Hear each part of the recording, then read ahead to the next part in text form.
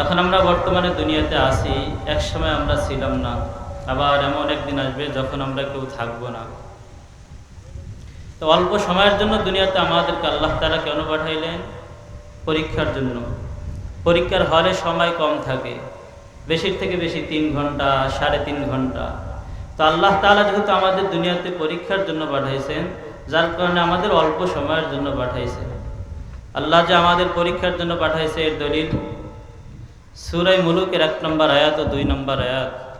এই আয়াতের ভিতরে আল্লাহ তাআলা বলেন, তাবারাকাল্লাযী বিয়াদিহিল মুলকু ওয়া হুয়া আলা কুল্লি শাইইন কাদির। বরকতময় ওই সত্তা, যেই সত্তার হাতে সকল ক্ষমতা। আল্লাযী খালাকাল মাউতা ওয়াল হায়াতা লিয়াবলুয়াকুম আইয়ুকুম আহসানু আমালা। যে আল্লাহ তাআলা মরণ সৃষ্টি করলো, জীবন সৃষ্টি করলো, একমাত্র উদ্দেশ্য হলো তোমাদের পরীক্ষা করা। সূরা কাহাফের 7 নম্বর আয়াতে আল্লাহ তাআলা বলেন, ইন্না জাআলনা মা'আল আরদি যিনাতাল লাহা লিনাবলুয়াহুম আইয়ুহুম আহসানু আমালা। আমি দুনিয়ার বুকে যা কিছু বানাইলাম সৌন্দর্য প্রদর্শনীর জন্য বানাইলাম, লিনাবলুয়াহুম আইয়ুহুম আহসানু আমালা। এত সৌন্দর্য করে বানানোর আমার মূল উদ্দেশ্য হলো আমি পরীক্ষা করব কে দুনিয়ার সৌন্দর্যের মোহে পড়ে যায় আর কে আমি আল্লাহকে স্মরণ করে। সূরা মুলুকের আয়াত থেকে জানলাম, সূরা কাহাফের আয়াত থেকে জানলাম আল্লাহ তাআলা আমাদের দুনিয়াতে পাঠিয়েছেন পরীক্ষার জন্য। তা পরীক্ষার সময় যেহেতু কম হয়, যার কারণে আল্লাহ তাআলা আমাদের দুনিয়াতে সামান্য সময় দিয়ে পাঠিয়েছেন। সামান্য সময় দিয়ে পাঠিয়েছেন এর দলিল সূরা রুমের 55 নম্বর আয়াত। আল্লাহ তাআলা বলেন, ওয়ায়াউমা তাকুমুস সাআতু ইয়াকসিমুল মুজরিমুন মা লাবিসু গায়রা সাআতিন কাযালিকা কানু ইউফাকুন। যেদিন কিয়ামত সংঘটিত হবে সেদিন পাপাচাররা কসম খেয়ে বলবে, মা লাবিসু গায়রা সাআ, তারা দুনিয়াতে অল্প সময় অবস্থান করছে। কারণ কিয়ামত অনেক লম্বা, কিয়ামতের তুলনায় তাদের মনে হবে দুনিয়াটা সামান্য সময়। তাহলে দুনিয়াতে আল্লাহ তাআলা আমাদের সামান্য সময়ের জন্য পাঠাইছে। দুনিয়াতে আমরা যত নাজ নিয়ামত দেখি না কেন, এগুলো খুবই সামান্য। সূরা নিসা 77 নম্বর আয়াত আল্লাহ বলেন, কুল মাতাউদ দুনিয়া কলিল ওয়াল আখিরাতু খায়রুল লিমান ইত্তাকা ওয়া লা তুযলামুনা ফাতিলা। আল্লাহ বলেন, হে নবী, আপনি আপনার উম্মতদের বলে দেন, দুনিয়াতে তোমরা যা কিছু দেখো না কেন এগুলো খুবই সামান্য। বস্তুত মুত্তাকিদের জন্য আখিরাতের জীবনই হলো উত্তম জীবন। তাহলে দুনিয়াতে আল্লাহ আমাদের সামান্য সময়ের জন্য পাঠাইলেন। দুনিয়াতে আমরা যেই নিয়ামত দেখি এগুলো খুবই সামান্য। আমাদের বাস্তব জীবন হলো আখিরাত। দুনিয়াটা এটা আমাদের পরীক্ষার জন্য পাঠাইছে। আমাদের মৌলিক জীবন আখিরাত। এর দলিল সূরা আনকাবুতের 64 নম্বর আয়াত আল্লাহ বলেন, ওয়ামা হাদিহিল হায়াতুদ দুনিয়া ইল্লা লাহু ওয়া লাইব। দুনিয়ার জীবনটা হলো রং তামাশার জায়গা। ওয়া ইন্নাদ দারাল আখিরাতা লাহিয়াল হায়াওয়ান লাউ কানু ইয়ালামুন। আর আখিরাতের জীবনই হলো মুত্তাকিদের বাস্তব জীবন। মানুষদের বাস্তব জীবন হলো আখিরাত, কিন্তু মানুষরা এটা বুঝতে চায় না। এতক্ষণ আমরা জানলাম ভূমিকা, সময় যেহেতু আল্লাহ আমাদের দুনিয়াতে অল্প সময়ের জন্য পাঠাইছে পরীক্ষার জন্য। তো পরীক্ষা আমরা কিভাবে উত্তীর্ণ হব এই ব্যাপারে আমি 6টা গাইডলাইন বলার চেষ্টা করব, সময় যতটুকু সম্ভব হয়। কয়টা গাইডলাইন? 6টা। ওয়াজ মুখস্থ করে দিতাম, যেহেতু সময় কম, যতটুকু সম্ভব হয় 6টা গাইডলাইন বলবো। এই 6টা গাইডলাইন যদি আমরা অনুসরণ করি, আশা করা যায় আমরা দুনিয়ার পরীক্ষা উত্তীর্ণ হতে পারবো। 1 নম্বর গাইডলাইন, আমরা দুনিয়াতে কোনো রকম জীবনযাপন করে আখিরাতের দিকে রওনা দেব। দুনিয়া অনেক ভোগ বিলাসের দরকার নেই। 2 নম্বর গাইডলাইন, আল্লাহ তাআলা আমাদের যতদিন দুনিয়াতে হায়াত দেয় প্রত্যেকটা মুহূর্তকে আমরা কাজে লাগাবো। 3 নম্বর, যতদিন আমরা দুনিয়াতে বেঁচে থাকবো সত্যের উপরে অটল থাকবো। 4 নম্বর, কখনো মিথ্যার প্রশ্রয় নেব না। 5 নম্বর, কারোর সাথে ওয়াদা করলে তার ওয়াদা খেলাফ করব না। 6 নম্বর, আমার আশেপাশে যারা আছে তাদের উপরে অনুগ্রহ করে চলবো, আমার আশেপাশের মানুষদের কল্যাণকামী হয়ে চলবো। এই 6টা গাইডলাইন বলার চেষ্টা করব। ইনশাআল্লাহ এই 6টা গাইডলাইন যদি আমরা মান্য করি, আশা করা যায় আল্লাহ আমাদের এই দুনিয়ার পরীক্ষায় উত্তীর্ণ করবেন। প্রথম গাইডলাইন হলো দুনিয়াটা কোনো রকম পার করব, বেশি ভোগ বিলাসের দরকার নাই। তিরমিজি শরীফের বর্ণনা 2486 নম্বর হাদিস, হাদিসের বর্ণনাকারী আব্দুল্লাহ ইবনে ওমর রাদিয়াল্লাহু তাআলা আনহু বলেন, আখাযা রাসূলুল্লাহ সাল্লাল্লাহু আলাইহি ওয়াসাল্লাম বিবাদি জাসাদি, একবার আল্লাহ নবী আমাকে ধরলেন, ফাকাল কুন ফিদ দুনিয়া কাআন্নাকা গরীব। আব্দুল্লাহ, তুমি দুনিয়াতে এমন ভাবে চলবা মনে করবা তুমি হলা অপরিচিত ব্যক্তি।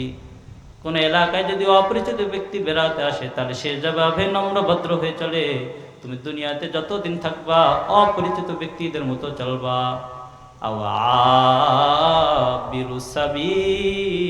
অথবা মনে করবা তুমি ভ্রাম্যমান ব্যক্তি, রাস্তার পথিক। কোনো ব্যক্তি যদি রাস্তা দিয়ে সফর করে যায়, মাঝে যদি কোনো গাছের নিচে বিরতি নেয়, কোনো রকম 10 মিনিট বিরতি নেয়, তো দুনিয়ার জীবনটা তুমি ওই ব্যক্তির মতোই কাটিয়ে দেবা, কোন রকম বিরতির মতো কাটিয়ে দেবা, অনেক ভোগ বিলাসের দরকার নাই। এরপরে আল্লাহ নবী আরো বলতেছেন, আহলিল কুবুর, আব্দুল্লাহ তুমি তোমাকে কবরবাসী মনে করবা। কবরবাসীর মাধ্যমে দুনিয়ার মানুষ কষ্ট পায় না, তার মাধ্যমে দুনিয়ার মানুষের কোনো ক্ষতি হয় না। আব্দুল্লাহ তুমি দুনিয়াতে এমন ভাবে চলবা তোমার মাধ্যমেও জানি কোনো মানুষের ক্ষতি না হয়। এরপরে আল্লাহ নবী আব্দুল্লাহকে আরো বলতেছেন, ইয়া আব্দুল্লাহ ইদা আসবাহতা ফালা তুহাদ্দিস নাফসাকা বিল মাসা। আল্লাহ যদি তোমাকে সকালবেলা জীবিত রাখে, যদি সকালবেলা তুমি দুনিয়াতে বেঁচে থাকো, সন্ধ্যা পর্যন্ত জীবিত থাকবা এই কল্পনা কখনো করবা না। ওয়াইদা আমসাইতা ফালা তুহাদ্দিস নাফসাকা বিস সাবা। আর যদি সন্ধ্যাবেলা তুমি জীবিত থাকো, আল্লাহ যদি সন্ধ্যাবেলা তোমাকে জীবিত রাখে, সকাল পর্যন্ত জীবিত থাকবা এই কল্পনা কখনো করবা না। ওয়াহুল মিন সিহাতিকা ক্বাবলা সাকামিক। আব্দুল্লাহ সুস্থ থাকা অবস্থায় নিজের জীবনের পুঁজি গুছিয়ে নাও। যখন অসুস্থ হয়ে যাবা তখন শুধু আফসোস করবা, কিন্তু কোনো লাভ হবে না। ওয়া মিন হায়াতিকা ক্বাবলা মাউতিক। তোমার জীবনটাকে কাজে লাগাও মৃত্যু আসার পূর্বে। যখন মালাকুল মউত আসবে তখন আফসোস করবা, আর একটু যদি আমল করতে পারতাম। কোনো লাভ হবে না, প্রত্যেকটা মুহূর্তকে তুমি কাজে লাগাও। ফাইন্নাকা লা তাদরি ইয়া আব্দুল্লাহ মাসমুকা গাদা। আব্দুল্লাহ, আগামীকাল তোমার নাম কি হবে এটা তো তুমি জানো না। আগামীকাল মানুষ তোমাকে তোমার নাম ধরে আব্দুল্লাহ ডাকবে, নাকি মানুষ তোমাকে লাশ বলে ডাকবে এটা তুমি জানো না। এটাই স্বাভাবিক। মানুষ যখন মারা যায় তখন বলে লাশের দাফন হবে কোন সময়, লাশের গোসল হবে কোন সময়, লাশের কবর খনন করা হয়েছে কিনা। কেউ বলে না আব্দুল্লাহর কবর খনন করছো, আব্দুল্লাহর জানাজা হবে কোন সময়, এমনটা কেউ বলে না। মানুষ তখন কি বলে? লাশ বলে। এখন দেখবো আমরা রাসূল সাল্লাল্লাহু আলাইহি ওয়াসাল্লামের বাস্তব জীবন। মুসনাদ ইমাম আবু হানিফার বর্ণনা। অনেকে বলে ইমাম আবু হানিফার নাকি হাদিসের কিতাব নেই। মুসনাদ ইমাম আবি হানিফার বর্ণনা, ওমর রাদিয়াল্লাহু তাআলা আনহু একবার রাসূল সাল্লাল্লাহু আলাইহি ওয়াসাল্লামকে দেখতে যান। রাসূল সাল্লাল্লাহু আলাইহি ওয়াসাল্লাম প্রচন্ড অসুস্থ। তো রাসূল সাল্লাল্লাহু আলাইহি ওয়াসাল্লামকে দেখার জন্য ওমর রাদিয়াল্লাহু তাআলা আনহু রাসূলের বাড়িতে যায়। আন্না ওমর দাখালা আলা রাসূলিল্লাহি সাল্লাল্লাহু আলাইহি ওয়াসাল্লাম ফি শিকাতিন শাকাহা। একবার ওমর রাদিয়াল্লাহু তাআলা আনহু আল্লাহর নবীর অসুস্থতা দেখার জন্য যায়। ওমর নিজে বলতেছেন, আমি যখন আল্লাহ নবীর বাড়িতে ঢুকলাম, ফাইদা হুয়া মুজতাজিউন আলা আবাআতিন কতওয়ানিয়া। আমি দেখলাম আল্লাহ নবী মোটা একটি কতওয়ানি চাদরের উপরে ঘুমানো। কতওয়ানি চাদর একটা এলাকার নাম, ওই এলাকায় ওই চাদরগুলো তৈরি হতো, একেবারে নরমাল মোটা চাদর। এরকম একটা চাদরের উপরে আল্লাহ নবী ঘুমানো। ওয়া মিরফাকাতিন মিন সুফ হাশবুহা মিন ইদখিরিন। আর আল্লাহ নবী যে বালিশে মাথা দিয়ে ঘুমানো, বালিশটা হলো পশমের, এবং বালিশের নিচে কোনো তুলা নাই, বালিশের ভিতরে সব ইদখির ঘাস। মানে ওমর রাদিয়াল্লাহু আনহু বলতেন যে আমি দেখলাম আল্লাহ নবী একেবারে নরমাল একটা বিছানা চাদর এবং নরমাল একটা বালিশের উপরে ঘুমানো। তো ওমর রাদিয়াল্লাহু তাআলা আনহু এই অবস্থা দেখার পরে চিৎকার করে বলতেছেন, বিআবি আনতা ওয়া উম্মি ইয়া রাসূলুল্লাহ, ইয়া রাসূলুল্লাহ আমার মা বাবা আপনার উপর কুরবান হোক। কিসরা ওয়া কাইসার আলাদ দিবাজ, ইয়া রাসূলুল্লাহ রোম পারস্যের বাদশারা তারা দামি দামি রেশমের বিছানার উপরে ঘুমায়, আপনি হলেন আল্লাহর নবী, আপনি আল্লাহ নবী হওয়ার পরেও এত নরমাল বিছানায় কেন ঘুমাবেন? আল্লাহ নবী কি উত্তর দেয় দেখেন, ফাকাল আমা তারদা আন তাকুনা লাহুমুদ দুনিয়া ওয়া লানাল আখিরাহ। ইয়া ওমর, আল্লাহ যে বন্টন করে দিয়েছে এই বন্টনের উপরে কি তুমি সন্তুষ্ট নও? বেঈমানরা বিধর্মীরা দুনিয়াতে শান্তি উপভোগ করবে, আর আমাদের ইমানদারদের শান্তি হলো আখিরাতে। অতএব দুনিয়াতে সামান্য কষ্ট করবে, এটা আল্লাহর বন্ধন। আল্লাহ যে বন্ধন করে দিয়েছে এর উপরে কি তুমি সন্তুষ্ট নও? তোমার চুপ, কি বলবে? এরপরে ওমর বলতেছেন, সুম্মা ইন্না উমার মাসাহু ফাইদা হুয়া ফি শিদ্দাতিল হুম্মা।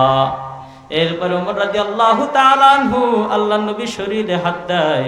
ওমর বলেন, যখনই আমি আল্লাহর নবীর শরীরে হাত দিলাম, ফাইদা হুয়া ফি শিদ্দাতিল হুম্মা, প্রচন্ড জ্বর অনুভব করলাম, প্রচন্ড জ্বর। তো ওমর রাদিয়াল্লাহু তাআলা আনহু যখন প্রচন্ড জ্বর দেখলেন তখন বললেন, তুহাম্মু হাকাদা ওয়া আনতা রাসূলুল্লাহ। ইয়া রাসূলুল্লাহ, আপনি হলেন আল্লাহর রাসূল, আপনি হলেন আল্লাহর নবী। আপনি যদি এত প্রচন্ড জ্বরে আক্রান্ত হন, এত যদি কষ্ট উপভোগ করেন, কেন করবেন? আপনি তো হলেন আল্লাহর সবথেকে প্রিয় বান্দা, আপনি এত জ্বরে কেন আক্রান্ত হবেন? আল্লাহর নবী বললেন, ফাইন্না শাদ্দা হাযিহিল উম্মতি বালা'আন নাবিয়্যুহা। ওমর, এই উম্মতের মধ্যে সবথেকে বালা মুসিবতের বেশি শিকার হবে নবীরা। সুম্মাল খায়রু সুম্মাল খায়র, এরপরে যারা যত বেশি ভালো লোক হবে তারা বেশি বালা মুসিবতের শিকার হবে। তাহলে আল্লাহ নবী বলতেছেন, আমাকে আল্লাহ নবী বানিয়ে পাঠিয়েছেন, তাহলে আমাকে বেশি বালা মুসিবতের শিকার হতে হবে, এটাই স্বাভাবিক। তাহলে আমরা প্রথম গাইডলাইন সংক্ষেপে জানলাম, দুনিয়ার জীবন সামান্যভাবে কোনো রকম করে পথিকের মতো, অপরিচিত ব্যক্তিদের মতো কাটিয়ে আখিরাতে চলে যাব। 2 নম্বর গাইডলাইন, আল্লাহ আমাদের যতদিন দুনিয়াতে বাঁচিয়ে রাখবেন সময়ের মূল্য দেব। একটা সময়কে অযথা নষ্ট করা যাবে না, প্রত্যেকটা সময়কে মূল্য দিতে হবে, প্রত্যেকটা সময়কে কাজে লাগাতে হবে। সহিহ বুখারীর বর্ণনা, সিয়াসত্তার সবথেকে সহিহ আসাহুল কুতুব সহিহুল বুখারী, বুখারীর বর্ণনা 6412 নম্বর হাদিস। হাদিসের বর্ণনাকারী আব্দুল্লাহ ইবনে আব্বাস রাদিয়াল্লাহু তাআলা আনহু বলেন, ক্বালা রাসূলুল্লাহি সাল্লাল্লাহু আলাইহি ওয়াসাল্লাম, আল্লাহ নবী বলেন, নেমাতান মাগবুনুন ফীহিমা কাসীরুম মিনান নাস। 2টি নিয়ামত এমন আছে যেই 2টি নিয়ামতের ব্যাপারে অধিকাংশ মানুষ ধোঁকা খায়। ওই 2টি নিয়ামত আল্লাহ তাআলা অধিকাংশ মানুষকে দিয়েছেন, কিন্তু মানুষরা ওই 2টি নিয়ামতের মূল্য দিতে পারে না, ধোঁকা খেয়ে যায়। যখন 2টি নিয়ামত হারিয়ে যায় তখন আফসোস করে। 1 নম্বর আসিহা, সুস্থতা।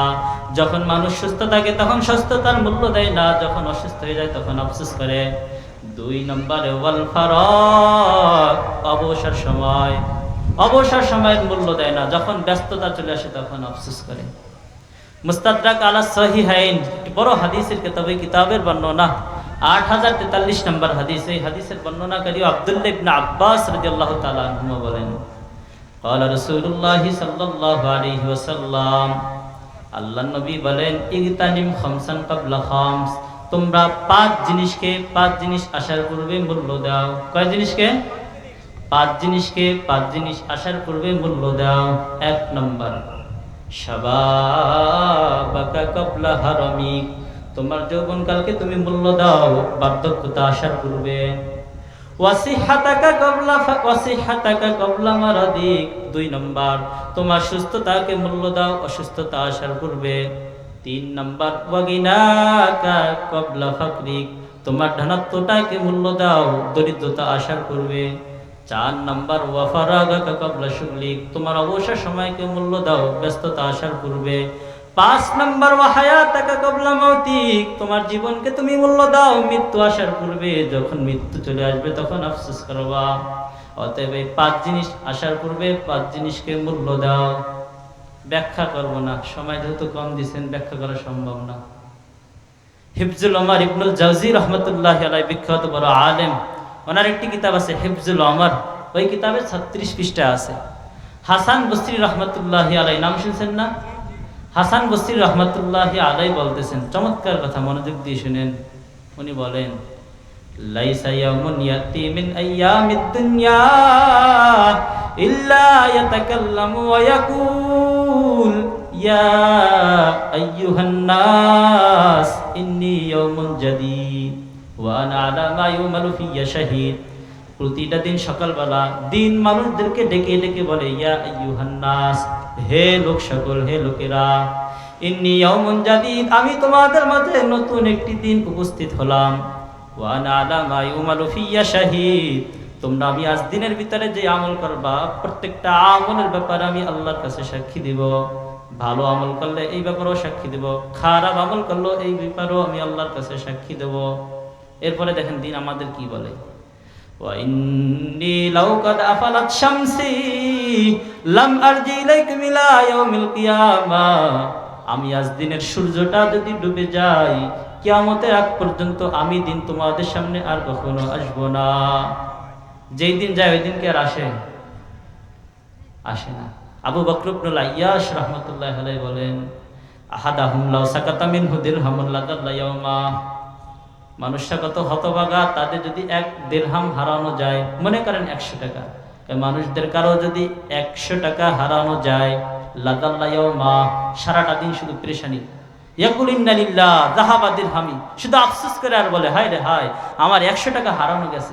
ওই 100 টাকা খোঁজার জন্য একটা দিন নষ্ট করে দেয়। তো আবু বকর ইবনুল আইয়াশ বলেন, ওয়া হুয়া ইযহিবু ইয়াওমা ওয়ালা ইয়াকুলু যাহাবা ইয়াউমি মা আমিলতু ফি। আমি 100 টাকা খোঁজার জন্য একটা দিন নষ্ট করলাম, আমার জীবন থেকে একটা দিন চলে গেল, এই দিনের ভিতরে আমি কি আমল করলাম এই কল্পনা কখনো করে না, শুধু 100 টাকা খোঁজার পিছনে দিনটা কাটিয়ে দেয়। রাবিয়া বসরি নাম শুনছেন? রাবিয়া বসরি সুফিয়ান ইবনে ওয়াইনা রাহমাতুল্লাহি আলাইহি বলেন, ইন্নামা আনতা আইয়ামুম মাদুদা। হে সুফিয়ান, তুমি হলা নির্দিষ্ট কিছু দিনের নাম, আপনি আমি প্রত্যেকেই হলাম নির্দিষ্ট কিছু দিনের নাম। আল্লাহ আপনাকে আমাকে যদি 60 বছর হায়াত দেয়, 60 বছর হায়াত দিলে ইংরেজি বছর অনুযায়ী 365, 60 দিয়ে গুণ দেন, তাহলে হবে 21,900 দিন। 60 বছর যদি কাউকে আল্লাহ হায়াত দেয় তাহলে সে কতদিন জীবিত থাকে? 21,900 দিন। তাহলে আপনি আমি যদি 60 বছর হায়াত পাই, 21,900 দিন জীবিত থাকি, তাহলে আপনি এবং আমি হলাম 21,900 দিনের সমষ্টি। 21,900 দিন আপনার আমার জীবন থেকে ফুরিয়ে যাবে, আমার অস্তিত্ব শেষ। 21,900 দিন যতদিন আছে আমার অস্তিত্ব ততদিন আছে। মানুষ বলে পানির অপর নাম জীবন। কে বলছে পানির অপর নাম জীবন? একজন মানুষ পানি না খেয়ে কমপক্ষে 2 দিন জীবিত থাকতে পারে, কিন্তু আপনার আমার যদি সময় না থাকে 1 মুহূর্ত জীবিত থাকা সম্ভব? তাহলে সময়ের মূল্য দিতে হবে। তাহলে আমরা এই দুনিয়াতে চলার ব্যাপারে 6টা গাইডলাইন বলবো, যেভাবে যেই গাইডলাইনগুলো অনুসরণ করলে আমরা দুনিয়ার পরীক্ষায় উত্তীর্ণ হতে পারবো ইনশাআল্লাহ। 1 নম্বর গাইডলাইন বললাম, দুনিয়ার জীবনটা কোন রকম কাটিয়ে আখিরাতে চলে যাব, বেশি চাকচিক্যের অর্থ সম্পদের প্রয়োজন নাই। 2 নম্বর, আল্লাহ আমাদের যতদিন হায়াত দেবে প্রত্যেকটা সময়কে কাজে লাগাবো। 3 নম্বর গাইডলাইন, যতদিন আল্লাহ আমাদের জীবিত রাখবে সত্যের উপরে অটল থাকবো, সত্যবাদিতার উপরে অটল থাকবো, ন্যায়ের পক্ষে থাকবো। জীবন চলে যাক, অন্যায়ের পক্ষে যাওয়া যাবে না। সত্যবাদিতা মহৎ গুণ, ইসলামের ভিতরে সত্যবাদিতার মতো মহৎ গুণ আছে বলে সন্দেহ? কোন ব্যক্তি যদি সত্যবাদিতার সাথে নিয়ত করে, আল্লাহ আমাকে যদি 5 কোটি টাকা দিতা তাহলে 1 কোটি টাকা আমি মসজিদে দান করতাম, মাদ্রাসায় দান করতাম, এই ব্যাপারে আপনি সত্যবাদী, মুখেও বলছেন, আপনার অন্তরও তার। যদি বাস্তবে আল্লাহ আপনাকে 5 কোটি টাকা দিত, 1 কোটি টাকা আপনি মসজিদ মাদ্রাসায় দান করতেন, এই ব্যাপারে যদি আপনি সত্যবাদী হন, আপনার কাছে টাকা নাই, আপনি শুধু বলতেছেন আল্লাহ তুমি আমার টাকা দিলে আমি মসজিদ মাদ্রাসায় দান করতাম, তুমি যদি বাস্তবেই সত্যবাদী হও 1 কোটি টাকা মসজিদ মাদ্রাসায় দান করার সওয়াব আল্লাহ আপনাকে দিয়ে দেয়। সুবহানাল্লাহ। এবার দলিল লাগবে না? এবার দলিল নেন। মুসনাদে আহমদের বর্ণনা 18,031 নম্বর হাদিস। মাঝখানে একটু কথা বলি। এই যে আপনারা দেখতেছেন ছোট ছোট মাদ্রাসা, এই মাদ্রাসার ছাত্ররা কি করে? ওই একটা 20 টাকার একটা লাল কায়দা পরে আর একটা কোরআন শরীফ পরে, কি যে হুজুররা পড়ে। এই যে মুসনাদে আহমদ যে কিতাবটা বললাম, এই কিতাবটার দাম কত জানেন? 80,000 টাকা। কয় টাকা? একটা কিতাবের দাম কয় টাকা? 80,000 টাকা। আর আমি যতগুলো কিতাবের রেফারেন্স দেবো, একটা কিতাবের দামও ভালো তাহকিকৃত নুসখার 5,000 টাকার নিচে না। প্রত্যেকটা কিতাবের দাম 5,000 টাকার উপরে, কোনোটা 5,000 টাকার নিচে না। আর এই যে মুসনাদে আহমদ বললাম, এর দাম 80,000 টাকা। আপনি যান মার্কেটে কিনতে, একটা কিতাব 80,000 টাকা। আর বলে হুজুররা কি পড়ে, এই ছোট ছোট মাদ্রাসায় কি একটু লাল কায়দা পড়ে। আপনি জানেন কি করে? তাহলে আমরা যেই কথা বলছিলাম, সত্যবাদিতা এত মহৎ গুণ, সত্যবাদিতার সাথে কোনো ব্যক্তি যদি কোনো কিছু নিয়াত করে আল্লাহ তার সব দিয়ে দেয়। দলিল মুসনাদে আহমদের 18,031 নম্বর হাদিস। হাদিসের বর্ণনাকারী আবু কাফশা আল আনমারি রাদিয়াল্লাহু তাআলা আনহু বলেন, ক্বালা রাসূলুল্লাহ সাল্লাল্লাহু আলাইহি ওয়াসাল্লাম, আল্লাহ নবী বলেন, সালাসাতুন উকসিমু আলাইহিন্না ওয়া উহাদ্দিসুকুম হাদিসান ফাহফাযু। আমি তোমাদের সামনে 3 ব্যক্তির ব্যাপারে কসম খেয়ে 3টি কথা বলবো, তিন ব্যক্তির ব্যাপারে কসম খেয়ে তিনটি কথা বলবো। ওয়া উহাদ্দিসুকুম হাদিসান ফাহফাযু, এই তিন ব্যক্তির ব্যাপারে কথা বলার পর একটি হাদিস বলবো, হাদিসটি সবাই মুখস্থ করবা। রাজি আছেন? এটা হাদিসের অনুবাদ। আল্লাহ নবী বলতেছেন, আমি কসম খেয়ে তিন ব্যক্তির ব্যাপারে তিনটি কথা বলবো, এরপরে একটি হাদিস বলবো, হাদিসটি তোমরা সবাই মুখস্থ করবা। তা প্রথম যে তিন ব্যক্তির ব্যাপারে কসম খেয়ে তিনটি কথা বলবে, তা আল্লাহ নবী বলতেছেন, ফাআম্মাস-সালাসুল্লাতী উকসিমু আলাইহিন্না, যেই তিন ব্যক্তির ব্যাপারে কসম খেয়ে তিনটি কথা বলার কথা বললাম। এক নাম্বার, ফাইন্নাহু মা নাকাসা মাল আবদিন সাদাকা, আমি আল্লাহ নবী মোহাম্মদ কসম খেয়ে বললাম, কোন ব্যক্তি যদি দান সদকা করে তার অর্থ সম্পদ কমে না। সুবহানাল্লাহ। আল্লাহ নবী বলতেছেন, আমি আল্লাহর কসম খেয়ে বললাম, কোন ব্যক্তি যদি দান সদকা করে তার অর্থ সম্পদ কমবে না, আমি নবী কসম খেয়ে বললাম। দুই নাম্বার, ওয়ালা যুলিমা আবদুন বিমাজলামাতিন ফায়াসবিরু আলাইহা ইল্লা যাদাহুল্লাহু বিহা ইজ্জা, কোন ব্যক্তির উপরে যদি জুলুম করা হয়, আপনার উপর আমার উপরে যদি কেউ জুলুম করে, এরপরে আপনি আমি যদি ধৈর্য ধারণ করতে পারি, আল্লাহ নবী বললেন, তুমি যদি ধৈর্য ধারণ করো, তোমার উপরে কেউ জুলুম করছে, তুমি ধৈর্য ধারণ করছো, আমি নবী মোহাম্মদ কসম খেয়ে বললাম, ইল্লা যাদাহুল্লাহু বিহা ইজ্জা, এর কারণে আল্লাহ তোমার সম্মান বাড়িয়ে দিবে। তিন নাম্বার ব্যক্তি, ওয়ালা ইয়াফতাহু আবদুন বাবা মাসআলাতিন ইল্লা ফাতাহাল্লাহু লাহু বাবা ফাকরিন। তিন নম্বর, আল্লাহ নবী বলেন, কোন ব্যক্তি যদি তার প্রয়োজনের কথা মানুষের কাছে বলে, মানুষের কাছে তার প্রয়োজনের কথা বলে, মানুষের কাছে সহযোগিতা চায়, কোন ব্যক্তি যদি তার চাওয়াটা মানুষের কাছে নিয়ে যায়, আল্লাহ নবী কসম খেয়ে বলেন, ইল্লা ফাতাহাল্লাহু লাহু বাবা ফাকরিন, আল্লাহ তাআলা তার দরিদ্রতা আরো বাড়িয়ে দেয়। নাউজুবিল্লাহ। তাহলে আমাদের সকল প্রয়োজনের কথা বলতে হবে কার কাছে? আল্লাহর কাছে, কোনো মানুষের কাছে বলা যাবে না। তাহলে তিন ব্যক্তির ব্যাপারে কসম খেয়ে নবীজি তিনটি কথা বলেন, এরপরে হাদিস বলবেন, হাদিসটা মুখস্থ করতে হবে, আল্লাহ নবী মুখস্থ করতে বলছেন। তা আল্লাহ নবী বলতেছেন, ইন্নামাদ দুনিয়া লিআরবাতি নাফার, এই দুনিয়ার ভিতরে চার শ্রেণীর ব্যক্তি বসবাস করে। কয় শ্রেণী? চার শ্রেণীর ব্যক্তি বসবাস করে। এক নম্বর, আবদিন রাযাকাহুল্লাহু মালা ওয়া ইলমা, প্রথম শ্রেণী হলো ওই সকল ব্যক্তিরা যাদেরকে আল্লাহ ধন সম্পদ দিয়েছে এবং দ্বীনের বুঝও দিয়েছে, দ্বীনের বুঝ আছে তার ভিতরে, এবং আল্লাহ তাকে ধন সম্পদ দিয়েছে। ফাহুয়া ইয়াত্তাকি ফিহি রাব্বাহ, তার সম্পদের ব্যাপারে সে আল্লাহকে ভয় করে, তার সম্পদগুলো অন্যায় কাজে ব্যয় করে না। ওয়া ইয়াসিলু ফিহি রাহিমা, তার সম্পদের ভিতরে আল্লাহ যেই আত্মীয়দের যেই হক রাখছে সেই হকও আদায় করে। প্রত্যেকের সম্পদের ভিতরে আত্মীয়দের হক আছে, তো তার আত্মীয়দের হকও আদায় করে।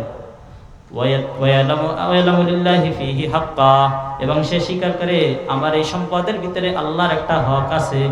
সে স্বীকার করে যে এই সম্পদ এটা শুধু আমার না, এর ভিতরে আল্লাহরও একটা হক আছে, প্রতি বছর যাকাত দিতে হবে, গরিবদের সহযোগিতা করতে হবে, এই সম্পদের ভিতরে আল্লাহর হক আছে, এই কথা সে স্বীকার করে। তাহলে প্রথম শ্রেণীর ব্যক্তি হলো যাদেরকে আল্লাহ ধন সম্পদ দিয়েছে, দ্বীনের বুঝও দিয়েছে, তো অতএব ওই ব্যক্তি ধন সম্পদগুলো দ্বীনের পথে ব্যয় করে, অন্যায় পথে ব্যয় করে না, আত্মীয়দের হক আদায় করে, আর সে এটা স্বীকার করে যে এই যে আল্লাহ আমাকে সম্পদ দিয়েছে, এই সম্পদের ভিতরে আল্লাহর হক আছে, যাকাত দিতে হবে, দান সদকা করতে হবে। আল্লাহ নবী বললেন, ফাহাদা বিআফদালিল মানাজিল, এই ব্যক্তি হলো পৃথিবীর বুকে সবথেকে শ্রেষ্ঠ।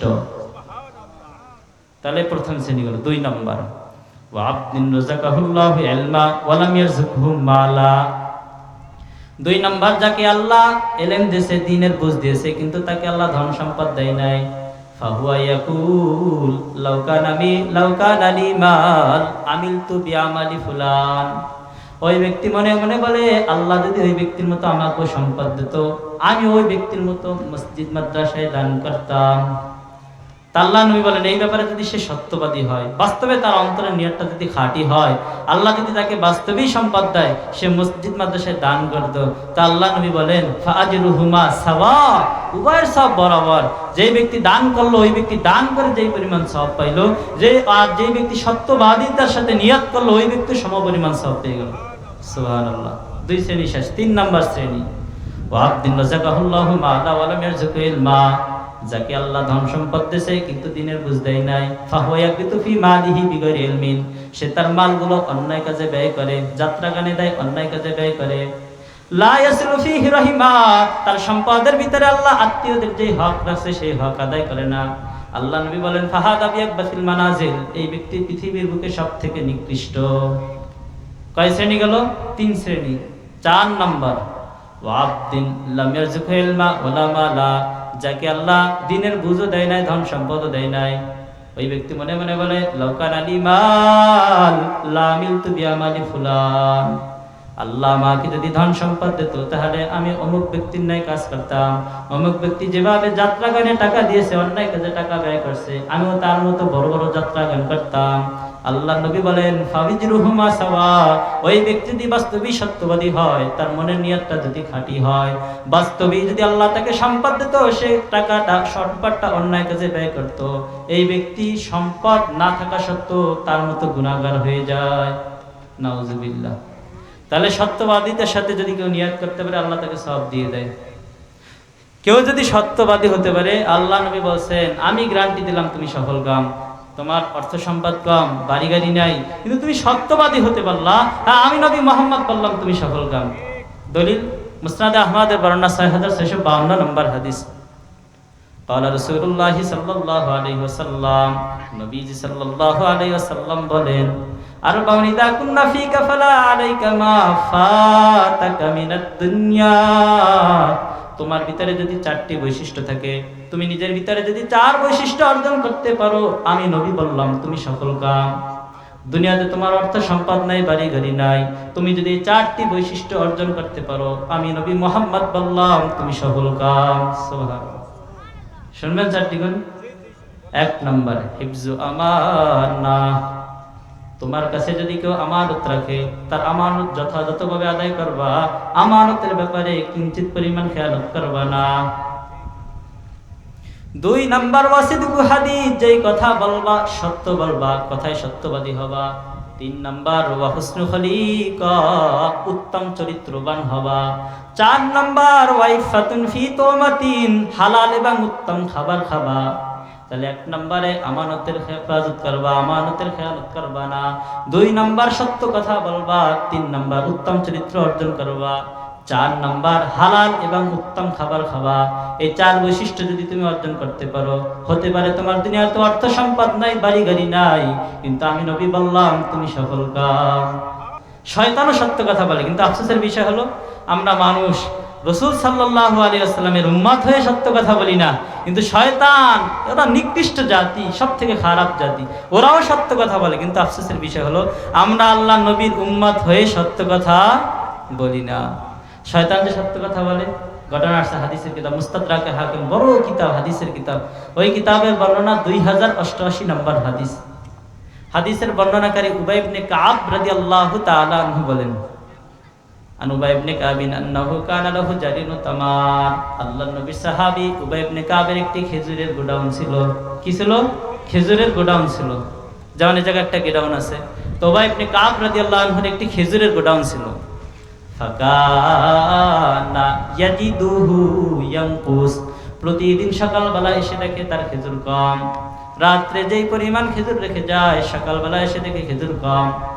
উনি চিন্তা করে কারণ পাইতেছে না, কই যায় আমার খেজুরগুলো। ফাহারাসাহু লাইলাতান, উনি একদিন চিন্তা ভাবনা করে বুদ্ধিমান করে বুদ্ধি খাটাইলো কি করা যায়। ফাহারাসাহু লাইলা, তুমি কোনো একদিন রাত্রে গোপনে পাহারা দিল, ওই জায়গায় গোডাউন, গোপনে এক পাশে সারা রাত্র দাঁড়িয়ে থাকবে, তারপরে দেখবে রাত্রেবেলা কে গোডাউনে ঢোকে, কে খেজুর নিয়ে যায়। এটা উনি মনে মনে সিদ্ধান্ত নিলেন। তো কথা যা কাজও সেই। তো উনি একদিন রাত্রেবেলা খেজুরের গোডাউনের এক কোণে দাঁড়িয়ে রইল, রাত্রেবেলা চুপ করে দাঁড়িয়ে রয়েছে, দেখবে যে কে খেজুরের গোডাউনে ঢুকে তার খেজুর চুরি করে। তো আপনি কাব বলতেছেন আমি দাঁড়িয়ে রইলাম, রাত্র গভীর হয়ে গেল, গভীর রাত্র। যখন রাত্র গভীর হয়ে যায় দেখলাম আমার গোডাউনের ভিতরে এক যুবক, টাটকা যুবক। ফাসাল্লামা আলাই, তোবা ইবনে কাব ওই যুবককে দেখে সালাম দিলেন, বললেন আসসালামু আলাইকুম। চোর, চোর তো ধরা খাই গেছে, কিন্তু চোরের মার বড় গলা, চোর উত্তর দিতে ওয়ারাদ্দা আলাইহিস সালাম। যখন উবাই ইবনে কাব চোরকে সালাম দিলেন, চোরও সালামের উত্তর দিলেন ওয়া আলাইকুমুস সালাম।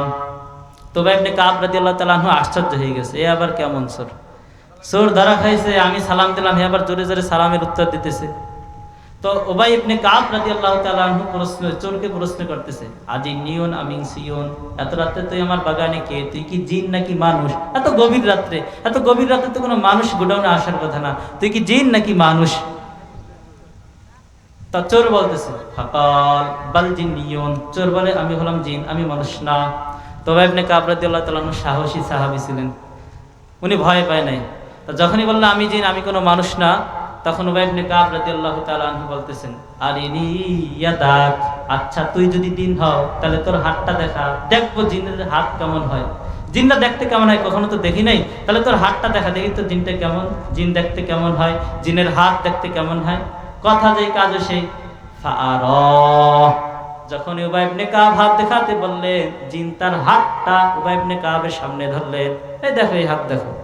তো উবাই ইবনে কাব বলতেছেন ফাইদা ইয়াদু কালবিন ওয়াশাদ কালবিন, যখন ওই তার হাতটা আমার সামনে ধরলো আমি দেখলাম একটি কুকুরের হাত। ওয়াশারু কালবিন, তার হাতের ভিতরে সব কুকুরের পশম, কুকুরের যে সামনের দুইটা পা ওই দুইটাই তো হাত। তা উবাই ইবনে কাব বলতেছে তার হাতটা যখন আমার সামনে ধরলো হুবাহু অবিকল মনে করলাম যে একটা কুকুরের হাত, তার হাতে যেই পশম হুবাহু কুকুরের পশমের নেই। তো উবাই ইবনে কাব বলতেছেন আচ্ছা তাহলে জিনেরা কি দেখতে এরকমেরই হয়? জিনটা কি দেখতে বাস্তবে কুকুরের মতো? হাকাদা খালকুল জিন্নি, জিনটা কি দেখতে কুকুরের মতো হয়? তোর হাতটা তো একেবারে কুকুরের মতো দেখা যাইতেছে।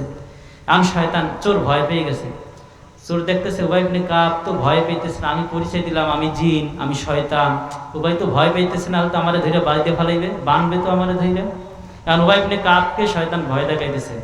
ফাকাল লাকাদ আলিমাতুল জিন্নাত আন্নাহু লাইসা ফীহিম রাজুলুন আশাদ্দা মিন্নি, তখন ওই জিন বলতেছে ও ভাই, সকল জিনেরা জানে সকল শয়তানের মধ্যে সবথেকে বেশি শক্তিশালী শয়তান হলাম আমি। মানে ভয় দেখাইতেছে আমি শক্তিশালী শয়তান, বেশি কথা বলিস না, একেবারে শেষ করে বলবো। কিন্তু উবাই ইবনে কাব রাদিয়াল্লাহু তার কথা ভয় পায় না। এই হাদিস দ্বারা বোঝা যায়, কয় নাম্বার হাদিস? মুস্তাদরাকে হাকিমের 2088 নম্বর হাদিস। এই হাদিস দ্বারা বোঝা যায় কোনো ব্যক্তিকে যদি জিন শয়তান ভয় দেখায়, এখন তার জিন শয়তান নাই, যদি কারো সামনে জিন শয়তান পড়ে আর যদি ভয় দেখায়, ভয় পাইছেন মানে বিপদে পড়ছেন। আর আপনি যদি ভয় না পান আপনাকে কিছু করতে পারবে না। উবাই ইবনে কাব কোনো ভয় পায় নাই, শয়তান কোনো ক্ষতি করতে পারতেছে না। আর উবাই ইবনে কাব শয়তানকে উল্টা প্রশ্ন করতেছেন, মা যা আবিক, আচ্ছা বল তুই আমার গোডাউনে খেজুর চুরি করতে কেন আসলি? তখন শয়তান বলে উম্মিনা আন্নাকা তুহিব্বুস সাদাকা, ও ভাই আমরা সংবাদ পাইলাম তুমি নাকি মানুষদের দান সদকা করো, মানুষদের বেশি বেশি দান সদকা করো। আমরা তো জিন জাতি, দিনের বেলা মানুষদের মতো এসে নিতে পারি না, তাই রাত্রে বেলা চুরি করে তোমার গোডাউন থেকে খেজুর নিয়ে যাই। তা উবাই ইবনে কাব বলতেছেন তুই আমাকে একটা কথা বল, এই কথার উত্তরটা যদি তুই দাও তাহলে তোকে আমি ছেড়ে দেবো না, তুমি কিন্তু বাইতে ভালো, বাইদা রসুলের দরবার নিয়ে যাবো। তো ভাই শয়তান বলতে আচ্ছা বলো আমি তোমার প্রশ্নের উত্তর দেবো। তো ভাই বলতেছেন ফাকালা মা ইউজিরুনা মিনকুম, তোমাদের জিন জাতি থেকে আমরা মানুষ জাতিরা কিভাবে হেফাজত থাকবো, জিন জাতিদের অনিষ্টতা থেকে আমরা মানুষ জাতি কিভাবে হেফাজত থাকবো? তখন শয়তান বললেন তাকরাউ আয়াতুল কুরসি মিন সূরাতিল বাকারা, আল্লাহু লা ইলাহা ইল্লা হুয়াল হাইয়ুল কাইয়্যুম। তখন শয়তান বললেন ও ভাই তুমি যদি সূরা বাকারা 255 নম্বর আয়াতুল কুরসি তেলাওয়াত করো, ইদা করাতাহা গাদওয়াতান উজিবতা মিন্না হাত্তা তুমসিয়া, সকালবেলা যদি তুমি আয়াতুল কুরসি তেলাওয়াত করো সন্ধ্যা পর্যন্ত তোমরা মানুষ জাতির আমাদের জিন জাতি থেকে হেফাজত থাকবা। ওয়াইদা করাতাহা হিনা তুমসিয়া উজিবতা মিন্না হাত্তা তুসবিহা, আর সন্ধ্যাবেলা যদি তুমি আয়াতুল কুরসি তেলাওয়াত করো সকাল পর্যন্ত তোমরা আমাদের জিন জাতিদের অনিষ্টতা থেকে হেফাজত থাকবা। শয়তান আমল শিখিয়ে দিয়েছে। তা উবাই ইবনে কাব শয়তানকে ছেড়ে দিয়েছে। তা সকালবেলা মসজিদে নববীতে নামাজ পড়তে গেছেন, নামাজ পড়তে যে আল্লাহ নবীর দরবারে সব ঘটনা খুলে বললেন। তো ভাই বলেন ফাগাদাউতু ইলা রাসূলিল্লাহি সাল্লাল্লাহু আলাইহি ওয়াসাল্লাম, আমি সকালবেলা আল্লাহ নবীর দরবারে গেলাম। ফাআখবারতুহু বিযালিকা, রাত্রবেলা সকল ঘটনা আল্লাহ নবীকে খুলে বললাম। আমি আল্লাহ নবীকে বললাম জিন যেই কথাটা বললো জিন কি বাস্তবিক সত্য কথা বলছে? বাস্তবিক যদি আমরা আয়াতুল কুরসি তেলাওয়াত করি সকালবেলা তেলাওয়াত করলে সন্ধ্যা পর্যন্ত কি বাস্তবিক তাদের থেকে নিরাপদ থাকবো? সন্ধ্যাবেলা তেলাওয়াত করলে বাস্তবিক কি সকাল পর্যন্ত আমরা মানুষ জাতিরা জিনদের থেকে নিরাপদ থাকবো? তখন আল্লাহ নবী বললেন কাদ সাদাকাল খবিস, ও ভাই খবিস শয়তান সত্য কথা বলছে। তাহলে শয়তানও সত্য কথা বলে। আফসোস আমরা আল্লাহ নবীর উম্মত হয়ে সত্য কথা বলি না। আমাদের মূল আলোচনা মনে আছে? এই দুনিয়ার পরীক্ষায় উত্তীর্ণ হওয়ার কয়টা গাইডলাইন বলবো? 6টা। 1 নাম্বার, সামান্য কোন রকম দুনিয়ার জীবনটা কাটিয়ে আখিরাতে চলে যাব। 2 নাম্বার গাইডলাইন, সময়ের মূল্য দেব, অযথা সময়কে নষ্ট করব না। 3 নাম্বারে গাইডলাইন, সত্যের উপরে অটল থাকবো। আল্লাহ যতদিন আমাদের জীবিত রাখে সত্যের উপরে অটল থাকবো, কখনো মিথ্যার প্রশ্রয় নেওয়া যাবে না। 4 নাম্বার গাইডলাইন, কখনো মিথ্যা বলবো না। যতদিন আল্লাহ রাখে জীবন চলে যাবে, মিথ্যা বলবো না। সহিহ বুখারীর বর্ণনা 6094 নম্বর হাদিস। হাদিসের বর্ণনাকারী আব্দুল্লাহ ইবনে মাসউদ রাদিয়াল্লাহু তাআলা আনহু বলেন, قال رسول الله সাল্লাল্লাহু আলাইহি ওয়াসাল্লাম, আল্লাহর নবী বলেন, ইন্নাস সিদকা ইয়াহদি ইলাল বীর। যখন মানুষ সত্য কথা বলে, সত্যবাদী হয়, এই সত্যবাদিতা মানুষকে নেকি এবং কল্যাণের দিকে নিয়ে যায়। ওয়া ইন্নাল বিররা ইয়াহদি ইলাল জান্নাহ। আর মানুষের কল্যাণ, নেকি, মানুষের নেকি মানুষদেরকে জান্নাতে নিয়ে যায়। ওয়া ইন্নার রাজুলা লা ইয়াসদুকু হাত্তা ইয়াকুনা সিদ্দিকা। যখন কোনো ব্যক্তি বারবার সত্য বলে, কখনো মিথ্যার প্রশ্রয় নেয় না, এক পর্যায়ে আল্লাহ তার নামটা আসমানে সত্যবাদিতার খাতায় লিখে দেয়। এরপরে আল্লাহ নবী বলেন, ওয়াইনাল কাদিবা ইয়াহদি ইলাল ফুজুর। আর মিথ্যা মানুষকে পাপাচারের দিকে নিয়ে যায়। ওয়াইনাল ফুজুরা ইয়াহদি ইলান নার। আর পাপাচার মানুষকে জাহান্নামে নিয়ে যায়। ওয়াইন্নার রাজুলা লা ইয়াকযিবু হাত্তা ইউকতাবা ইনদাল্লাহি কাযযাবা। যখন মানুষ বারবার মিথ্যা কথা বলে, বারবার মিথ্যার প্রশ্রয় নেয়, এক পর্যায়ে আসমানের খাতায় তার নামটা মিথ্যাবাদীদের কাতারে লেখা হয়। নাউজুবিল্লাহ। তাহলে কখনো মিথ্যা কথা বলা। আর একটা হাদিস শুনে, মুসনাদ ইমাম আবি ইয়ালা আল মুসিলি, বিশাল বড় হাদিসের কিতাব। এই কিতাব কিনতে গেলে আপনার 15,000 টাকা লাগবে। এই একটা কিতাব, মুসনাদ ইমাম আবি ইয়ালা আল মুসিলি। এই কিতাবের বর্ণনা 6197 নম্বর হাদিস। হাদিসের বর্ণনাকারী আবু হুরায়রা রাদিয়াল্লাহু তাআলা আনহু বলেন, قال রাসূলুল্লাহ সাল্লাল্লাহু আলাইহি ওয়াসাল্লাম, আল্লাহর নবী বলেন, সালাসাতুন লা ইউকাল্লিমুহুমুল্লাহু ইয়াওমাল কিয়ামাহ ওয়া লা ইয়ানজুরু ইলাইহিম ওয়া লাহুম আযাবুন আলীম। 3 শ্রেণীর ব্যক্তি এমন আছে যাদের দিকে কিয়ামতের দিন আল্লাহ তাকাবে না। লা ইয়ানজুরু ইলাইহিম, তাদের দিকে আল্লাহ কিয়ামতের দিন তাকাবে না। ওয়া লা ইউকাল্লিমুহুম, তাদের সাথে কোনো কথাও বলবে না। ওয়া লাহুম আযাবুন আলীম, কিয়ামতের দিন আল্লাহ তাদের জন্য যন্ত্রণাদায়ক শাস্তির ব্যবস্থা করে রাখবেন। নাউজুবিল্লাহ। কয় শ্রেণীর ব্যক্তি? 1 নাম্বার, ইমামুন কাযযাব, ওই সকল শাসক যারা মিথ্যার প্রশ্রয় নেয়, বিচারের ক্ষেত্রে মিথ্যার প্রশ্রয় নেয়। 5,000 টাকা একজনে দিছে, বিচার ঘুরে গেছে। যেই সকল শাসকরা মিথ্যার প্রশ্রয় নেয়, তাদের দিকে কিয়ামতের দিন আল্লাহ তাকাবে না, তাদের সাথে কথাও বলবে না, তাদের জন্য যন্ত্রণাদায়ক আযাবের ব্যবস্থা করে রাখবেন। নাউজুবিল্লাহ। 2 নম্বর, ওয়াইলুন মুস্তাকবিরুন, যেই দরিদ্র ব্যক্তি অহংকারী হয়। দরিদ্র, তার টাকা পয়সা নাই, অর্থ সম্পদ কম, কিন্তু সে আবার অহংকারী। অহংকারী ব্যক্তির দিকে আল্লাহ কিয়ামতের দিন তাকাবেন না, তার সাথে কোনো কথাও বলবে না। 3 নম্বর, ওয়াশাইখুজ জানি, যেই বৃদ্ধ বৃদ্ধা বৃদ্ধ বয়সে জিনা ব্যভিচারে লিপ্ত হয়। তাহলে কয় শ্রেণীর ব্যক্তিদের দিকে আল্লাহ তাকাবেন না? 2 বার বলতেছি না, সময় যে কম দিবেন তার কারণে সংক্ষেপে বলতেছি। 5 নাম্বার গাইডলাইন, যতদিন দুনিয়াতে বেঁচে থাকবো ওয়াদা পূর্ণ করব। কখনো কারোর সাথে যদি কোনো ওয়াদা করি, তার ওয়াদা খেলাফ আমরা করব না। সূরা বানী ইসরাঈলের ভিতরে আল্লাহ বলেন, সূরা বানী ইসরাঈলের 34 নম্বর আয়াত আল্লাহ বলেন, ওয়ালা তাকরাবু মালাল ইয়াতীম ইল্লা বিল্লাতি হিয়া আহসান হাত্তা ইয়াবলুগা শুদ্দা। তোমরা এতিমদের সম্পদে অন্যায়ভাবে হস্তক্ষেপ করবে না যতক্ষণ না তারা প্রাপ্তবয়স্ক হয়। আপনার ভাই মারা গেছে, ছোট এক বাচ্চা রেখে মারা গেছে, ওই বাচ্চার সম্পদের ব্যাপারে আপনি অন্যায়ভাবে হস্তক্ষেপ করবেন না। যখন সে প্রাপ্তবয়স্ক হবে, তার সম্পদ তার হাতে বুঝিয়ে দেবেন। এরপরে আল্লাহ বলেন, ওয়াউফু বিল আহদি ইন্নাল আহদা কানা মাসউলা। তোমরা সবাই ওয়াদা পূর্ণ করবা, কারণ কিয়ামতের দিন তোমরা সবাই ওয়াদা সম্পর্কে জিজ্ঞাসিত হবা। তোমাদের সকলকে কিয়ামতের দিন ওয়াদার ব্যাপারে জিজ্ঞাসা করা হবে। কয় নম্বর আয়াত? সূরা বানী ইসরাঈলের 34 নম্বর আয়াত। সহিহ বুখারীর বর্ণনা 34 নম্বর হাদিস। আব্দুল্লাহ ইবনে আমর রাদিয়াল্লাহু তাআলা আনহু বলেন, আরবাউন মান কুন্না ফীহি কানা মুনাফিকান খালিসা। চার বৈশিষ্ট্য, চারটি অভ্যাস যার ভিতরে পাওয়া যাবে সে খাঁটি মুনাফিক। কয় বৈশিষ্ট্য? চার বৈশিষ্ট্য যার ভিতরে পাওয়া যাবে সে খাঁটি মুনাফিক। ওমান কানাত ফিহি খাসলাতুম মিনহুন্না কানাত ফিহি খাসলাতুম মিনান নিফাক। আর যার ভিতরে কোনো একটি বৈশিষ্ট্য পাওয়া যাবে তার ভিতরে মুনাফিকের একটি বৈশিষ্ট্য আছে, হাত্তা ইয়াদাহা, যতদিন না সে ওই বৈশিষ্ট্য ছেড়ে দেয় তার নামটা মুনাফিকদের খাতা থেকে মুছা হবে না। কয়টা বৈশিষ্ট্য? চারটা। এক নম্বর, ইদা তুমিনা খানা, যখন তার কাছে আমানত রাখা হয় তখন সে আমানতের খেয়ানত করে। দুই নম্বর, ওয়াইদা হাদ্দাথা কাযাবা, যখন কথা বলে মিথ্যা বলে। তিন নম্বর, ওয়াইদা আহাদা গদারা, যখন কারো সাথে ওয়াদা করে তখন ওয়াদা খেলাপ করে। চার নম্বর, ওয়াইদা খাসামা ফাজারা, যখন মানুষের সাথে ঝগড়া বিবাদে লিপ্ত হয় তখন অশ্লীল কথা বলে। আপনি মানুষের সাথে ঝগড়া করতেছেন, ভালো কথায় ঝগড়া করা যায় না, খারাপ কথা কেন বলার? খারাপ কথা বলার প্রয়োজন কি? তাহলে এই চার বৈশিষ্ট্য যার ভিতরে থাকবে আল্লাহ নবী বলেন সে খাঁটি মুনাফিক। সহিহ বুখারীর বর্ণনা 2270 নম্বর হাদিস।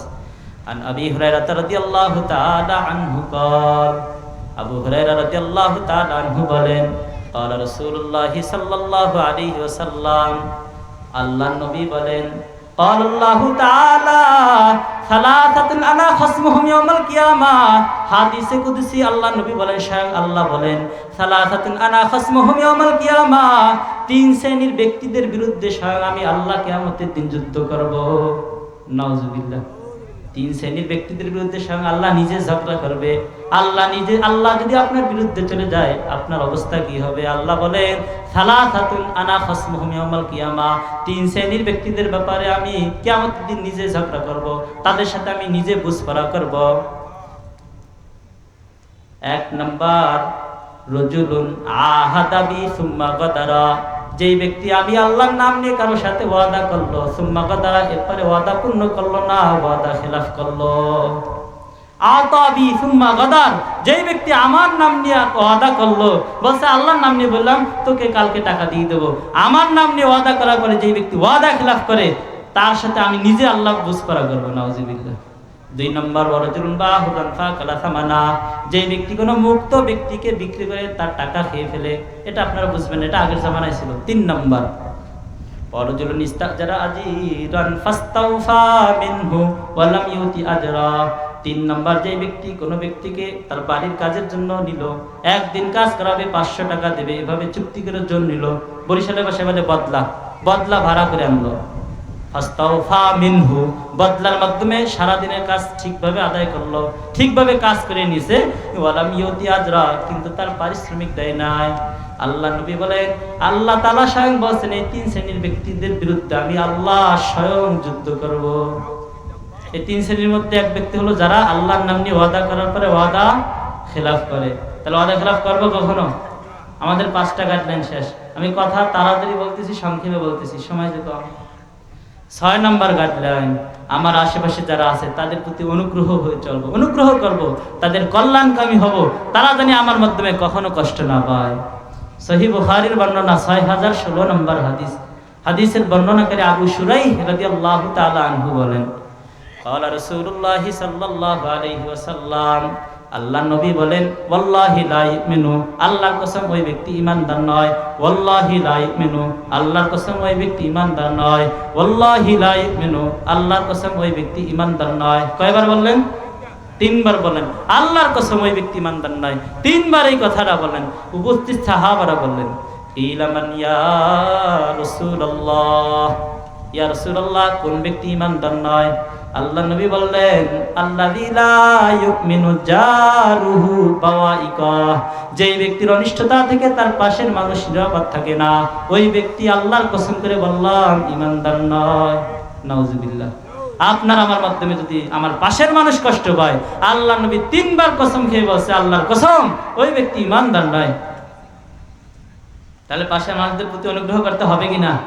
আমার আশেপাশে যারা আছে সবার প্রতি আমি অনুগ্রহ করব, কেউ যেন আমার মাধ্যমে কষ্ট না পায়। মুস্তাদরাকে হাকিমের বর্ণনা 1415 নম্বর হাদিস। হাদিসের বর্ণনাকারী আবু হুরায়রা রাদিয়াল্লাহু তাআলা আনহু বলেন, আতা রাজুলুন ইলান নবী সাল্লাল্লাহু আলাইহি ওয়াসাল্লাম, এক ব্যক্তি আল্লাহর নবীর দরবারে আসলেন। ফাকালা দুল্লানি আলা আমালিন ইযা আনা আমিলতু বিহি উদখিলতুল জান্নাহ। ইয়া রাসূলুল্লাহ, আপনি আমাকে এমন একটি আমলের কথা বলে দেন যে আমল করলে আমি সরাসরি আল্লাহর জান্নাতে চলে যাব। একটা আমলের কথা বলবেন। আমি সাধারণ মানুষ, মূর্খ মানুষ, বেশি আমলের কথা আমি মনে রাখতে পারবো না। একটা আমলের কথা বলবেন যে আমলটা করলে আমি আল্লাহর জান্নাতে যেতে পারবো। নবীজি বলেন ক্বালা কুন মুহসিনা। আল্লাহ নবী বললেন, তুমি মানুষের কল্যাণকামী হও, তুমি মানুষের অনুগ্রহকারী হও, তোমার মাধ্যমে জানি মানুষের উপকার হয়, এই আমলটা করে তুমি জান্নাতে যাবা। তখন ওই ব্যক্তি বললেন, ইয়া রাসূলুল্লাহ কাইফা আ'লামু আন্নী মুহসিন। ইয়া রাসূলুল্লাহ, আমি যে মানুষের কল্যাণকামী, আমার মাধ্যমে যে মানুষের উপকার হয়, এটা আমি কিভাবে বুঝবো? আল্লাহ নবী বললেন, সাল জিরানা, তুমি তোমার পাশের মানুষদের প্রশ্ন করো, তাদের কাছে জিজ্ঞেস করো। ফাইন ক্বালু ইন্নাকা মুহসিন, তারা যদি বলে তুমি মানুষের কল্যাণকামী, তোমার মাধ্যমে তাদের উপকার হয়, তারা যদি এই কথার সাক্ষ্য দেয়, বাস্তবেই মনে করবা তুমি মানুষের কল্যাণকামী, তোমার দ্বারা মানুষের উপকার হয়। ওয়া ইন ক্বালু ইন্নাকা মুসি ফাআনতা মুসি, আর যদি তোমার পাশের মানুষেরা বলে তুমি মানুষের অকল্যাণকামী, তোমার মাধ্যমে মানুষের ক্ষতি হয়, বাস্তবেই মনে করবা তুমি মানুষের অকল্যাণকামী, তোমার মাধ্যমে মানুষের ক্ষতি হয়, তোমার দ্বারা জান্নাতে যাওয়া কষ্টকর বিষয়। আর একটা হাদিস শুনবেন, মুসনাদ আহমদের বর্ণনা।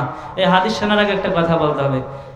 এই জায়গায় এমন কোন কোন ব্যক্তি আছেন যার পাশের বাড়ির ভাই বিদেশে থাকে, তার পরিবার, তার স্ত্রী, তার ছেলে সন্তান আপনার পাশের বাড়িতে থাকে, কিন্তু আপনার পাশের বাড়ির ভাই বিদেশে, এমন কি কি আছেন? আছেন কেউ ওই জায়গায়? একজন লোক নাই। এরা তো অসম্ভব ব্যাপার। বরিশালের মানুষ তো অধিকাংশই বিদেশে, প্রবাসে থাকে, একজন মানুষে নেই। আচ্ছা আমি আছি, কেউ না থাকলে আমার পাশের বাড়ি যেটা, ওই বাড়ির লোক বিদেশে থাকে, তার স্ত্রী, তার সন্তান বাড়িতে থাকে, তো সে আমার পাশের লোক না? সে আমার পড়শি না? এখন হাদিস শুনেন, মুসনাদ আহমদের বর্ণনা ২৩,৮৫৪ নম্বর হাদিস। মিকদাদ ইবনুল আসওয়াদ রাদিয়াল্লাহু তাআলা আনহু বলেন, একবার রাসূল সাল্লাল্লাহু আলাইহি ওয়াসাল্লাম সাহাবাদেরকে ডাকলেন, তো সাহাবারা এভাবে সবাই একত্রিত হলো। আল্লাহ নবী মেম্বার বসলেন, মেম্বার এভাবে বসলেন, বসার পরে আল্লাহ নবী সাহাবাদেরকে বলতেছেন, ক্বালা রাসূলুল্লাহি সাল্লাল্লাহু আলাইহি ওয়াসাল্লাম লিআসহাবিহি, একবার আল্লাহ নবী তার সাহাবাদের লক্ষ্য করে বলেন, মা তাকুলুনা ফিজ জিনা, হে আমার সাহাবারা, তোমরা জিনা ব্যভিচারের ব্যাপারে কি বলো? জিনা ব্যভিচারের ব্যাপারে তোমাদের মতামত কি? সবাই এক বাক্যে বললো, এক বাক্যে সবাই বলতেছে, হারামাহুল্লাহু ওয়া রাসূলুহু ফাহুয়া হারামুন ইলা ইয়াউমিল কিয়ামাহ, জিনা ব্যভিচারকে আল্লাহ এবং আল্লাহর রাসূল হারাম করছে, অতএব জিনা ব্যভিচার কিয়ামত পর্যন্ত হারাম থাকবে, কিয়ামতের আগে কখনো জিনা ব্যভিচার বৈধ হতে পারে না। ফাকালা রাসূলুল্লাহি সাল্লাল্লাহু আলাইহি ওয়াসাল্লাম লিআসহাবিহি, এরপরে আল্লাহর নবী সাহাবাদের বললেন, লা আইয়াজনি আর-রাজুলু বিআশরাতি নিসওয়াতিন আইসারু আলাইহি মিন আইয়াজনিয়া বিইমরাতি জারিহি, কোন ব্যক্তি 10 জন মহিলার সাথে জিনা ব্যভিচারে লিপ্ত হবে, এটা বেশি সহজ। 10 জন মহিলার সাথে জিনা ব্যভিচারে লিপ্ত হবে, এটা বেশি সহজ। মিন আইয়াজনিয়া বিইমরাতি জারিহি, তার পাশের বাড়ির ভাইয়ের স্ত্রীর সাথে জিনা ব্যভিচারে লিপ্ত হওয়ার তুলনায়।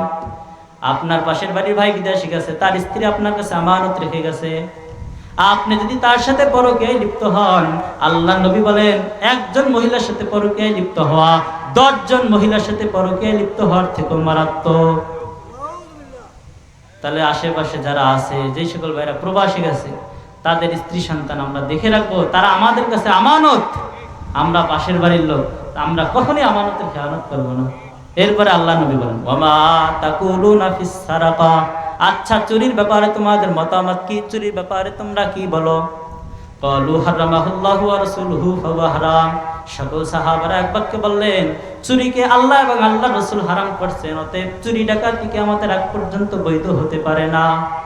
এরপরে আল্লাহ নবী বলেন, লা ইয়াসরিকার রাজুলু মিন আশরাতি আবিয়াত আইসারু আলাইহি মিন আইয়াসরিকা মিন জারি, কোন ব্যক্তি দূরের 10 বাড়ি থেকে চুরি করবে, 10 বাড়ি থেকে ডাকাতি করবে, এটা তার জন্য বেশি সহজ, এতে তার জন্য গুনাহ কম হবে, মিন আইয়াসরিকা মিন জারিহি, তার পাশের বাড়ি থেকে চুরি করার তুলনায়। কারণ পাশের বাড়ি আমার কাছে আমানত না। দূরের দুশমন থেকে বাড়ি রক্ষা করা যায়, ঘরের দুশমন থেকে বাড়ি রক্ষা করা যায়? তা আল্লাহ নবী বললেন 10 বাড়ি থেকে চুরি করার তুলনায় তোমার পাশের বাড়ি থেকে চুরি করাটা বেশি মারাত্মক। 10টি মহিলার সাথে পরকীয়ায় লিপ্ত হওয়ার তুলনায়ও তোমার পাশের বাড়ির মহিলার সাথে পরকীয়ায় লিপ্ত হওয়া মারাত্মক।